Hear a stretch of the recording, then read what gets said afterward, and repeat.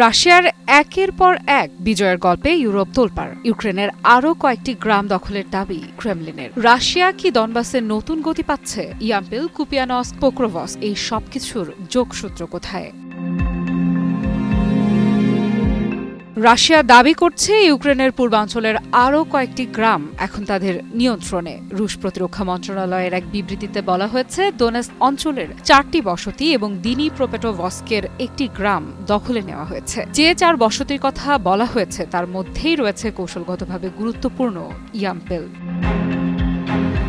তবে এই দাবির বিষয়ে কিয়েভ কোনো মন্তব্য করেনি, বরং আগের দিন ইউক্রেন জানিয়েছিল রুশ অনুপ্রবেশের চেষ্টা সত্ত্বেও ইয়াম্পিল এখনও তাদের নিয়ন্ত্রণেই রয়েছে। এদিকে রুশ সেনাপ্রধান ভ্যালেরি গেরাসিমভ দাবি করেছেন, রুশ বাহিনী ব্যাপকভাবে ধ্বংসপ্রাপ্ত কুপিয়ানস্ক শহরটি দখল করেছে, কিন্তু ইউক্রেন তা স্পষ্টভাবে অস্বীকার করেছে। কিয়েভ জানিয়েছে কুপিয়ানস্কে রুশ বাহিনী অন্তত 6 বার আক্রমণ চালিয়েছে, তবে তারা শহরের নিয়ন্ত্রণ হারানোর কথা স্বীকার করেনি। রাশিয়ার সর্বশেষ দাবি অনুযায়ী দোনেৎস্ক অঞ্চলের স্তাভকি, নোভোসেলিভকা ও মাজলিয়াকিভকা এই 3 গ্রাম এখন মস্কোর নিয়ন্ত্রণে। ইউক্রেনীয় সামরিক প্রতিবেদনে বলা হয়েছে, এই এলাকাগুলোতে রুশ হামলা চলছে ঠিকই, কিন্তু ভূখণ্ড হারানোর কথা উল্লেখ করা হয়নি। একই সময়ে ফ্রন্টলাইনে চলছে দীর্ঘদিনের 1200 কিলোমিটার জুড়ে যুদ্ধ।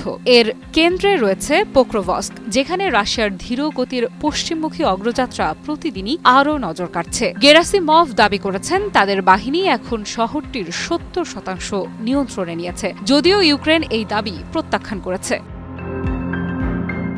ইউক্রেনীয় সামরিক বাহিনীর পক্ষ থেকে জানা গেছে, গত 24 ঘণ্টায় পোক্রোভস্কের আশেপাশে রুশ বাহিনী 62টি হামলা চালিয়েছে। ওপেন সোর্স তথ্য বিশ্লেষণ করে মানচিত্র তৈরির জন্য পরিচিত সামরিক ব্লগ ডিপ স্টেট জানিয়েছে, শহরের কেন্দ্র ধীরে ধীরে রুশ নিয়ন্ত্রণে চলে যাচ্ছে। তাদের দাবি, রাশিয়া দক্ষিণ দিক থেকে শহরে প্রবেশ করে অবস্থান শক্ত করছে এবং একই সঙ্গে পূর্ব দিকে অবস্থিত একটি গ্রামেও অগ্রসর হচ্ছে।